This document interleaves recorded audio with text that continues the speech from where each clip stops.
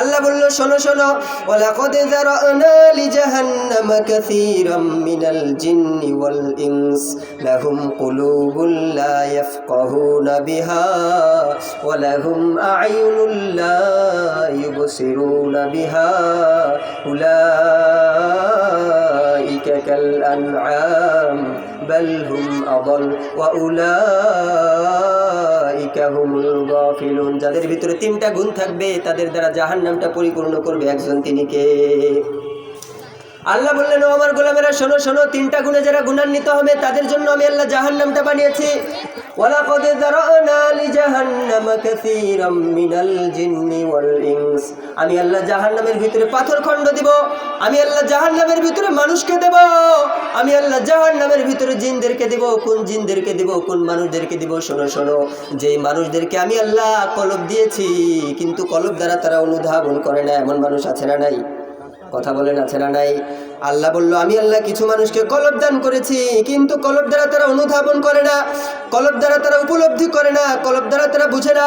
এজন্য আল্লাহ বললেন, ও আমার গোলামেরা, আমি আল্লাহ যে জাহান্নামটা বানিয়েছি এই জাহান্নামের মধ্যে সেই সমস্ত মানুষদেরকে দাখিল করব যাদেরকে কলব দেওয়া হয়েছে কিন্তু কলব দ্বারা তারা কোশ্চিন কালো চিন্তা করে না। আমি আল্লাহ জাহান্নামকে বানিয়েছি, জাহান্নামের ভিতরে কিছু মানুষদেরকে আমি আল্লাহ প্রবেশ করাবো, জাহান্নামের ভিতরে আমি আল্লাহ সেই সমস্ত মানুষদেরকে দিব যাদেরকে আমি আল্লাহ চক্ষু দিয়েছি কিন্তু চক্ষু দ্বারা তারা দেখে না, আছে না নাই?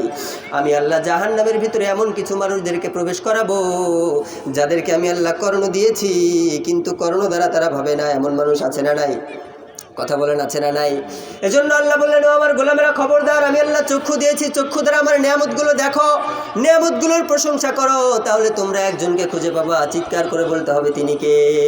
আমি আল্লাহ কর্ণ দিয়েছি, কর্ণ দ্বারা তোমরা আল্লাহর নিয়ামতগুলোর কথা শোনো, আল্লাহর কোরআনের কথা শোনো, তাফসির মাহফিলে কোরআনের তাফসির শোনো, আল্লাহর কোরআন তেলাওয়াত শোনো, বিশ্বনবীর বাণীগুলো শোনো, তাহলে তোমাদেরকে হেদায়েত প্রাপ্ত করে দেবে একজন, তিনি কে? আর আমি আল্লাহ তোমাদেরকে কলব দিয়েছি, কলব দ্বারা তোমরা অনুধাবন করো। যারা কলব দ্বারা অনুধাবন করে না তারা মুত্তাকি নাকি নাফরমান? সবাই বলেন। যাদেরকে আমি আল্লাহ কলব দিয়েছি কিন্তু কলব দ্বারা ভাবে না, এরা হলো জাহান্নামের লাকড়ি, ঠিক কিনা? অনেক মানুষকে আল্লাহ কলব দিয়েছে কিন্তু কলব দ্বারা তারা ভাবে না, কলব দ্বারা তারা অনুধাবন করে না, কলব দ্বারা তারা চিন্তা করে না, এমন মানুষ আছে না নাই? কথা বলেন, আছে না নাই? এজন্যই তো কিছু নাস্তিক আর মুরতাদ আমার আল্লাহর কথাগুলোকে নিয়ে কটূক্তি করে, ঠিক না ব্যাঠিক? অনেক বাউল আর ফাউল আল্লাহর কথাকে নিয়ে কটূক্তি করে, ঠিক কিনা?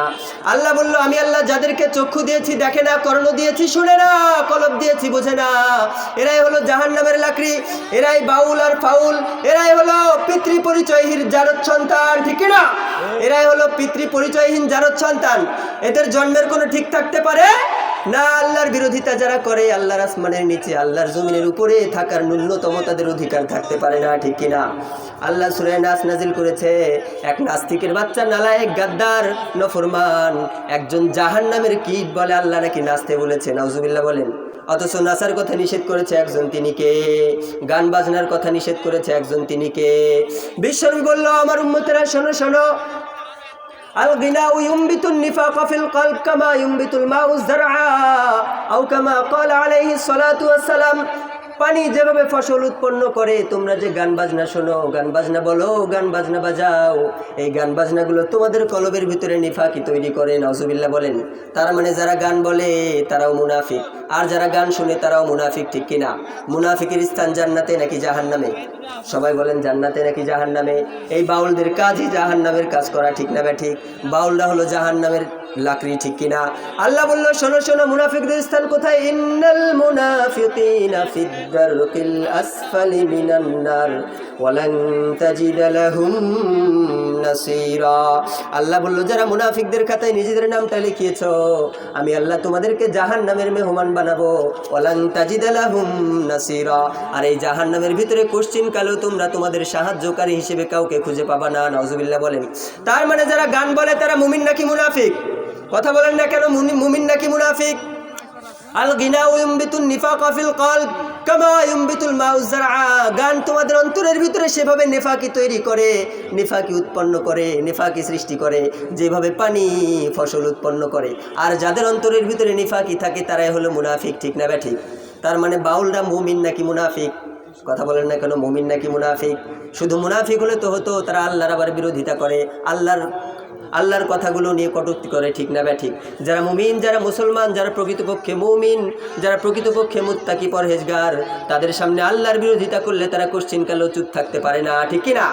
আপনার সামনে আপনার স্ত্রীকে গালি দিলে আপনি চুপ থাকতে পারেন না, আপনার সামনে আপনার মাকে নিয়ে কেউ কটূক্তি করলে আপনি চুপ থাকতে পারেন না, ঠিক না ঠিক? আপনার সামনে আপনার সন্তানটাকে কেউ থাপ্পড় দিলে আপনি চুপ থাকতে পারেন না, আপনার সামনে আপনার লিডারের বিরুদ্ধে কেউ কথা বললে আপনি তাফসির মাহফিলেও বাধা দেন, আছে না নাই?